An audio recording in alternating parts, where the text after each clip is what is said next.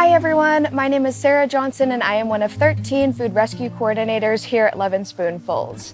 I operate out of the greater Boston area, getting food in the morning from local farms and grocery stores and distributing it to other nonprofits in the Boston area in the afternoons, such as food pantries, soup kitchens, and school programs. I wanted to say a huge thank you to all of the chefs, Charlie, Dora, Amy, and Jesse, and another huge thanks to our sponsor, Bank of America.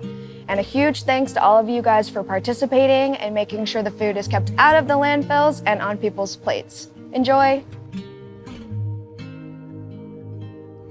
Good evening, I'm Mihal Chamberlain, Massachusetts President for Bank of America, and I'm thrilled to virtually be here with you for Lovin Spoonfuls Chef-a-Thon.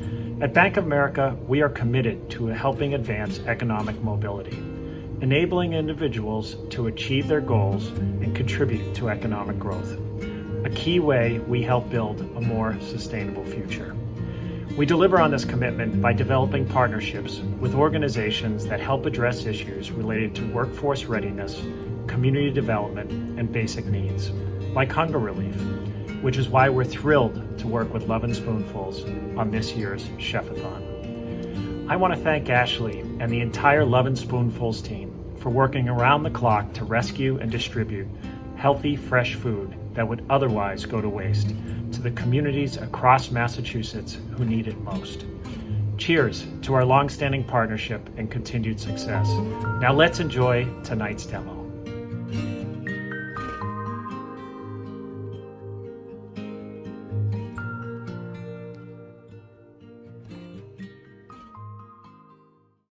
I'm Aimee Francaes. I'm co-owner of Belly of the Beast, here with the love of my life, Jesse Hassinger, and we are down here in the Belly of the Beast kitchen making Pork-Fat Brownie Bites, which are a delectable and unique way to make brownies and also use up some of that extra pork fat that we have lying around. Yeah, because everybody makes bacon at home, and then what do you do with the fat?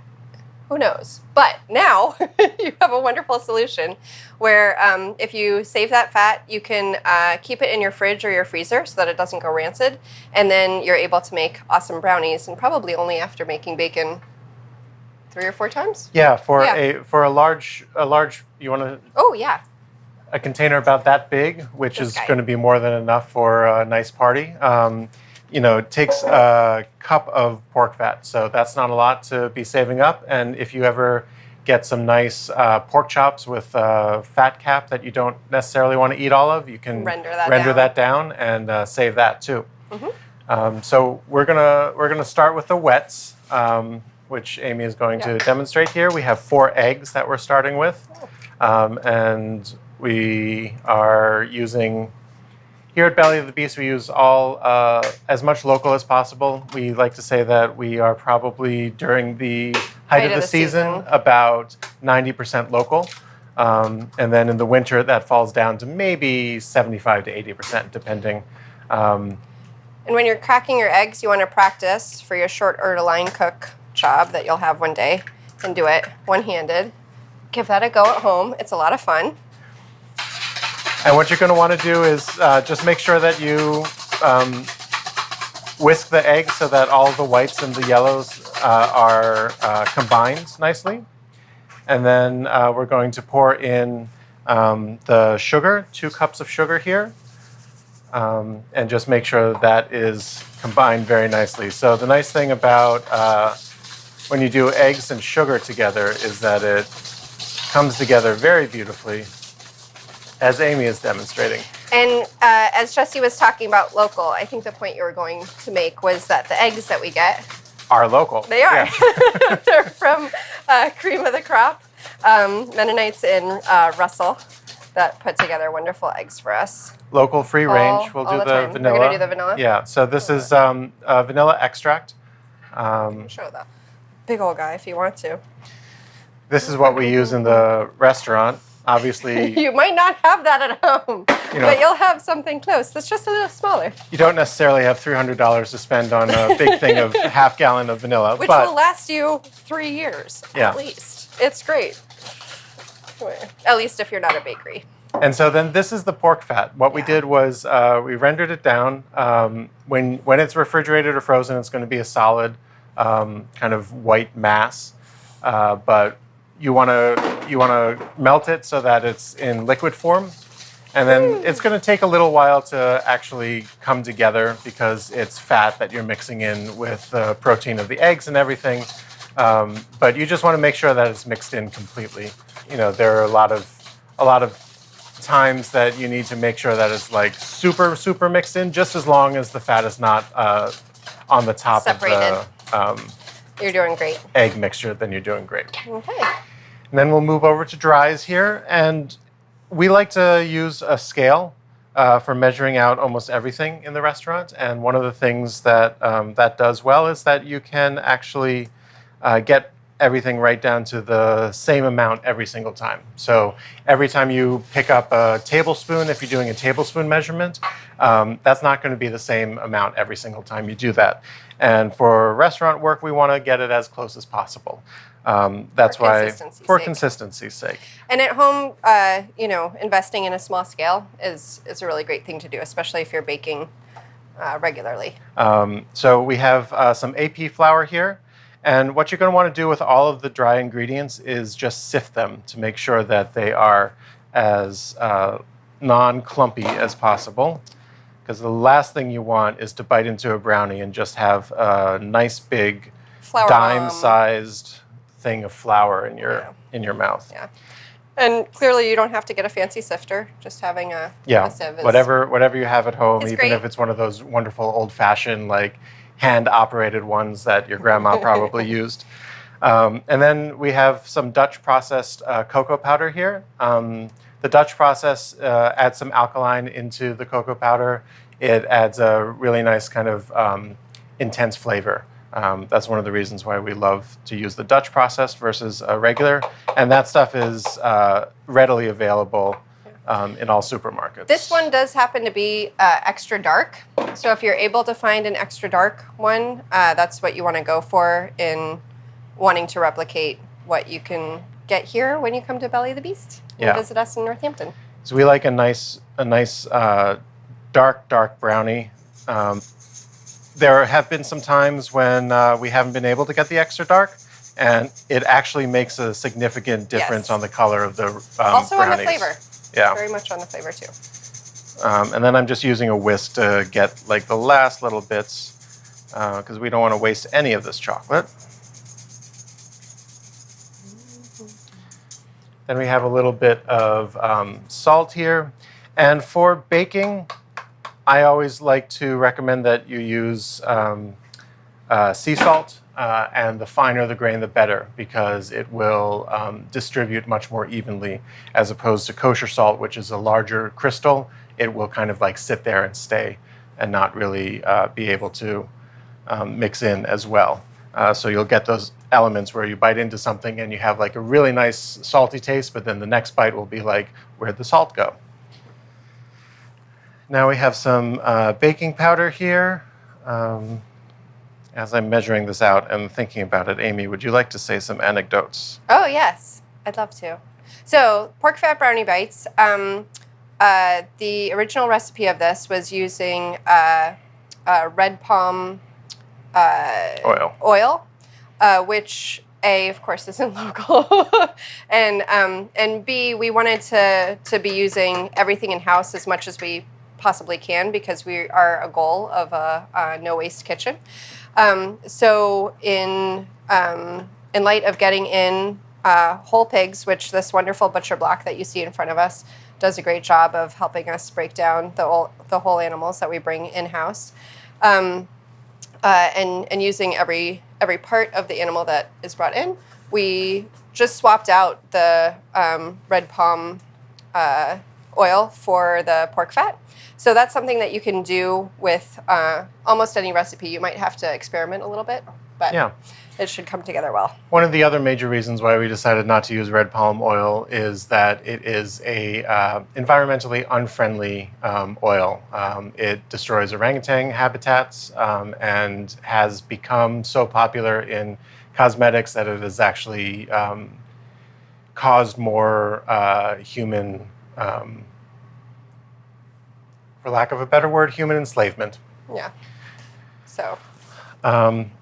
So the original recipe was actually a Senegalese recipe, which is why red palm is from Africa or grows there.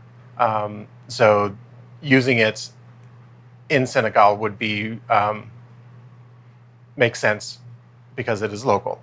So as Aimee said, we switched over to something that we have in house. Another thing that the original recipe called for was Salim pepper, which we don't have locally as well, and so we're just using a butcher grind black pepper. So that's a coarse black pepper, so that you can get, unlike with the salt, it's nice for the black pepper to get like a bite and have that hit of black pepper, but you don't want that every single bite that you have. So we're using a slightly coarser grind than you would probably have. If you do have a mortar and pestle at home and some whole peppercorns, Yeah, you can totally just grind it. you can just grind it and leave it more coarse. That's a very nice way to do this So at home.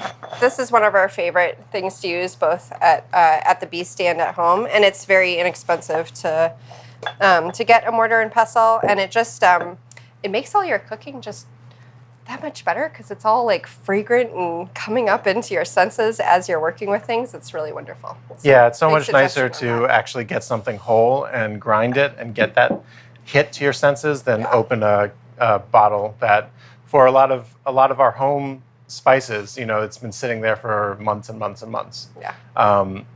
Luckily, in restaurants like this, we go through canisters this large fairly frequently, so the spices don't actually lose too much of their potency. This is some cayenne, and this is just for that little bit extra heat that lingers at the back of your throat. So it's a touch. You don't want too much. We just use a gram. At some point, the scale will go to a gram. There we go. It'll hover between 0 and 1. So even though everything has been sifted, want to use a whisk to combine everything to make sure that everything does actually get nice and thoroughly mixed. And I always love, whenever I'm working with something that has flour and cocoa powder, seeing the white of the flour and the dark cocoa powder end up this fun gray that is not really ever seen in the natural world otherwise. Almost looks purple. Yeah. Great. So now that we have everything mixed, we combine them and then just continue to incorporate it thoroughly. There you go.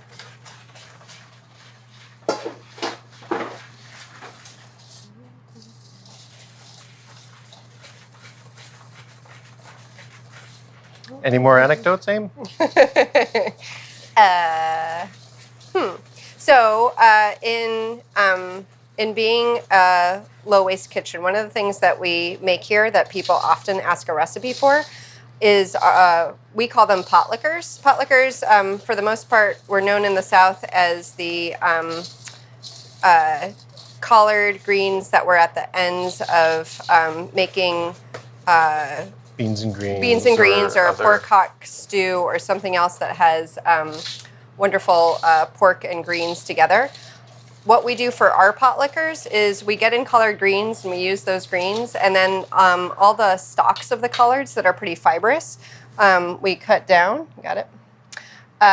into bite-sized pieces, and then we slowly cook them at 250 for 8 to 10 hours with bacon ends and ham ends to sort of create potlickers. But again, instead of having those stalks go into compost, which now, wonderfully enough, our compost goes actually to a whole flock of chickens, which is really great. We're really happy about that. This just came about this past spring. One of our wonderful staff people here, Alyssa, came into a flock of chickens, and so we now have all of our compost go there. But nevertheless, we're able to create this wonderful dish that people genuinely love in putting together collard stalks or kale stalks. And, whatever greens we have. Yeah, on whatever hand, pretty greens we much. have in house, And it's a way to utilize pork. stalks of vegetables, which usually end up in compost if you're lucky, or the landfill if you're not lucky. Mm-hmm. But they are perfectly edible. You just have to be careful of like the very, very ends of them that get a little fibrous, and you can't really chew that well. But as long as you're careful with that, stalks are wonderful. Yeah. I love any brassica stalk is great. I love broccoli stalks, cauliflower stalks. If we ever open up a vegetarian restaurant, maybe we'll call it stalks. I would love that. So what I did was I sprayed a little bit of cooking oil as a lubricant. If you will. And you could use melted butter. You could use pretty much anything you want. You could use more of the pork fat that you have. Yeah, that'd be great too. Just the spray oil is easy, and we have it on hand. So. Yeah, and I think that's one of the things that people might not think about during home cooking so much. But when you have a recipe, with baking, sometimes it's a little harder to switch out ingredients, and you have to test a little bit more. So maybe don't make it for that 12-party dinner that you're going to be having next Friday. But you can definitely play around with swapping out ingredients and trying different things and experimenting. As long as it's flavors that taste good to you in your imagination together, you absolutely can give them a try. And usually they'll work amazingly in the real world, as they do. Beautiful. So this is what you're looking for. Yep. And you can see it's typically much darker than what like a brownie a brownie mix, a regular brownie mix would be. Will look like. So we're just going to put this in a 350-degree oven. Also, before you do that, test to make sure. Yes. It tastes great. It does. Because if you forget some ingredient, you're probably going to be able to taste it before you bake it off. That's the hard thing with baking as opposed to cooking, is that with baking, you're working with a lot of raw ingredients that end up not being things that you want to eat raw. Yeah. But once you have the final mixture together, you can taste it at that point, and everybody loves licking the bowls of chocolate. And the spatula. And due to kitchen magic, we have this, which is the wonderful This is what it's going to look like when you take it out. Yep. So you're looking for something that's fudgy, not that's really cakey. Recommended cooking time is about, for something this size, is looking at about 45 minutes to an hour.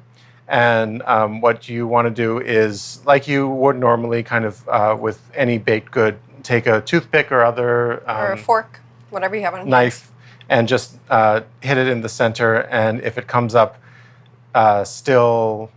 This one isn't going to be clean, yeah, like you sometimes are looking for. This is going to have like a couple shreds of chocolate on it, but...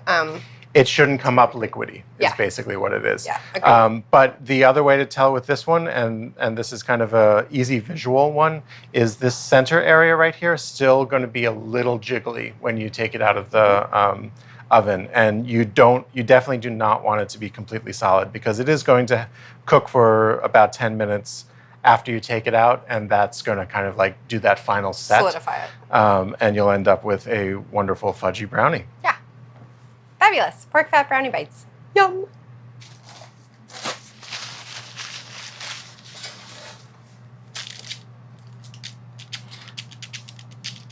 So at the restaurant, we serve these as bites, and we usually do like 3 or 4, depending on who's cutting the brownies. So, but at home, of course, you can cut them any size you want. any size you like, or not at all. You can just eat straight out of the pan. My favorite thing to do. There you go.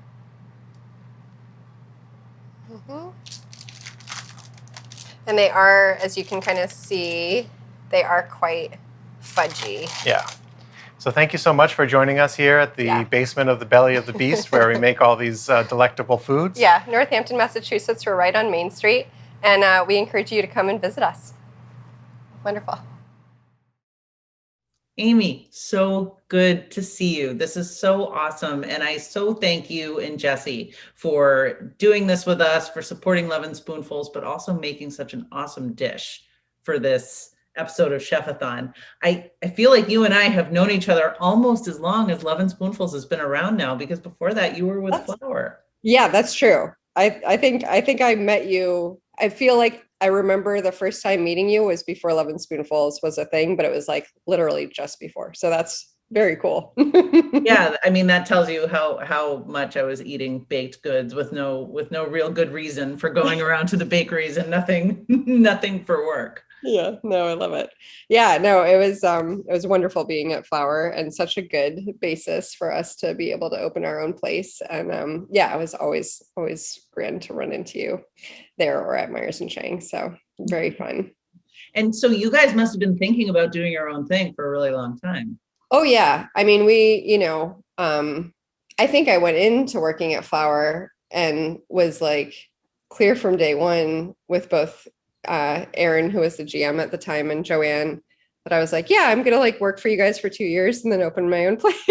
So 2 years turned into 8 years, which was great. Like that was good, needed time. Yeah, but yeah, no, it took about 8 years, Jesse and I having this dream and the dream changing and morphing and then eventually becoming Belly of the Beast. And we did know that we wanted to have our place in Western Massachusetts. We wanted to be right in the heart of all of these incredible farms doing such good work, and the community and everything. And having the 5 colleges is a really good, economic backdrop to everything. And also not being in like the heart of a city, being a little bit more in the country. So yeah, it all came to fruition. It's so great. I remember coming out for lunch. You guys had just opened, I think, and we were out thinking about what expansion into the western part of the state would look like. And now, of course, we're there, and now you guys have been up and running for a couple of years. And the food was just lights out. It was so good. Tell me a little bit about the concept of Belly and the Beast, how you guys came up with it, and what are the things that kind of drive you food-wise? Yeah, absolutely. So, so anyone who opens a food establishment is nuts. We just all know that right off the bat.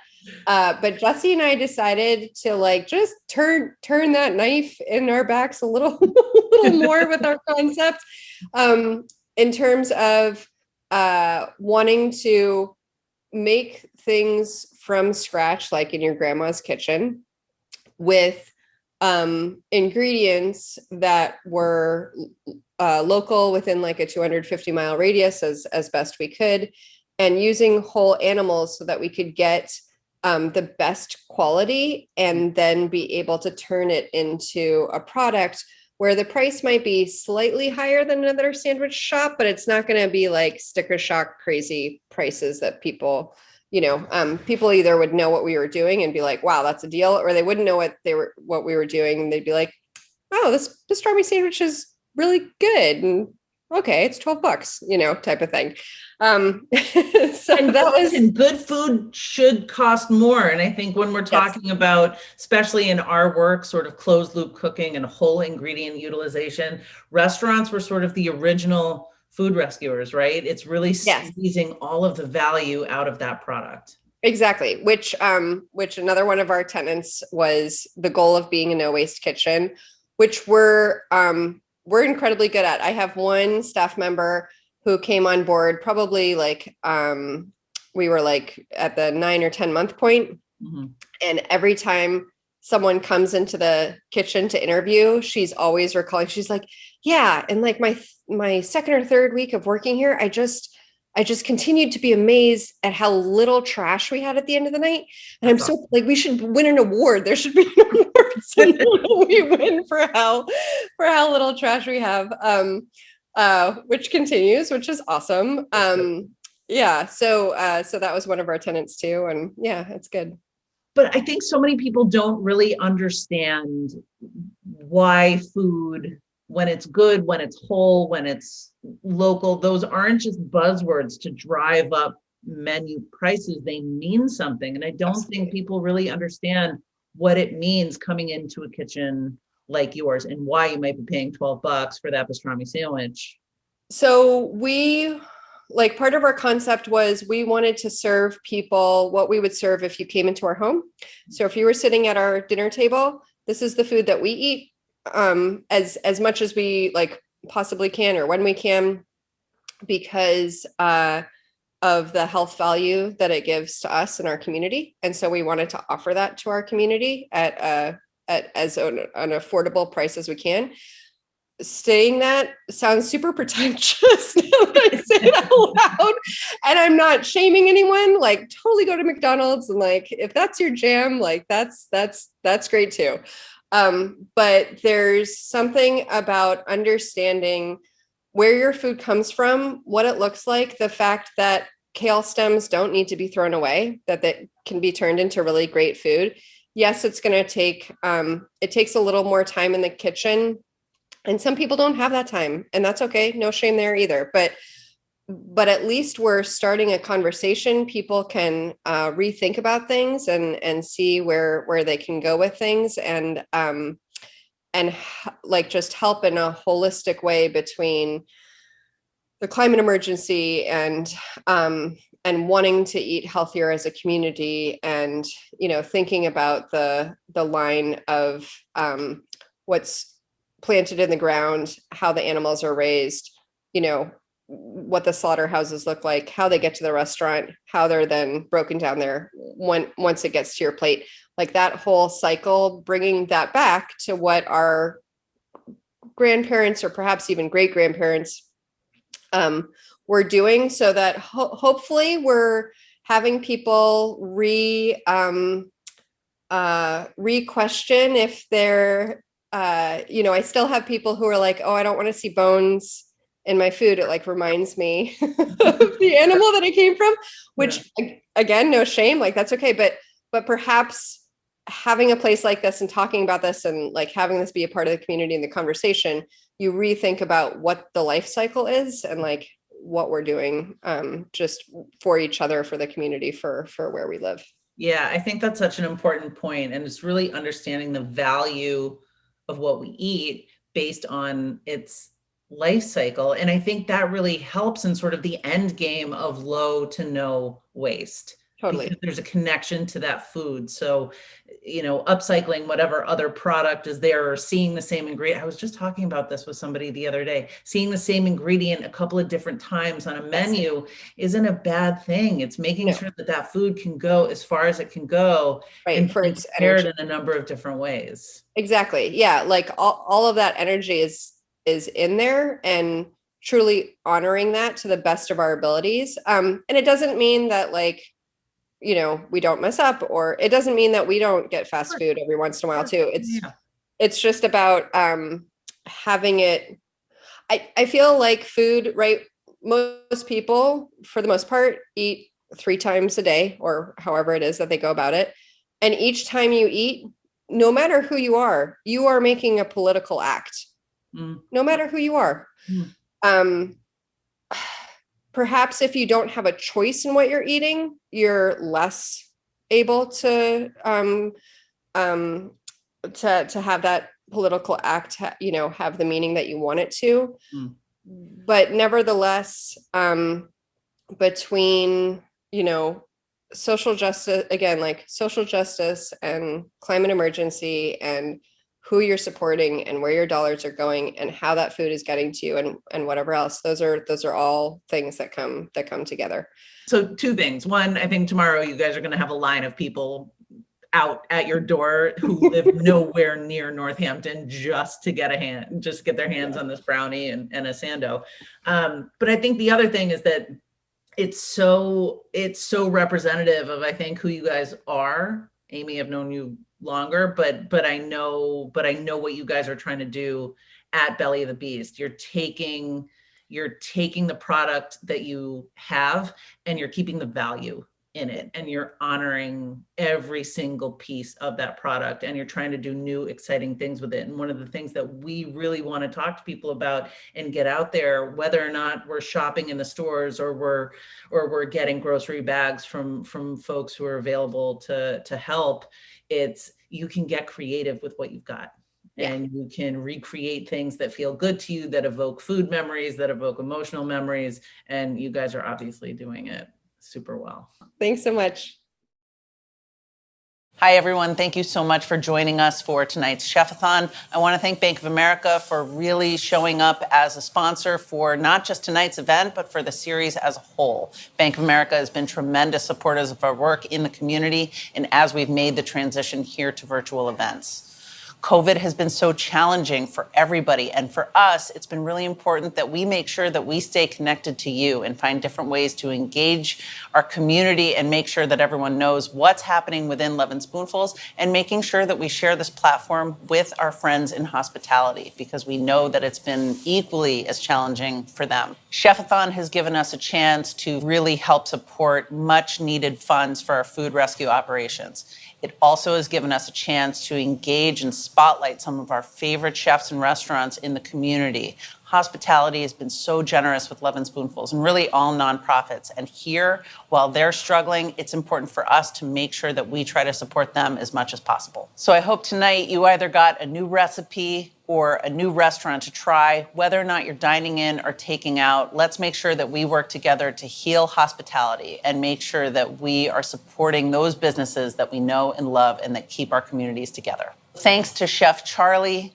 Chef Dora, Chefs Amy and Jesse for participating in this series of Chef-a-Thon. Thank you for joining us tonight. Whether or not this is your first Chef-a-Thon or you've joined us for all of them, your support is so important to our work. Keep in mind, $1 rescues 3 pounds of food, which feeds one person for a day. It's a busy fall at Lovin Spoonfuls. Follow us on social media to stay up to date on workshops, events, and volunteer opportunities and everything we have going on.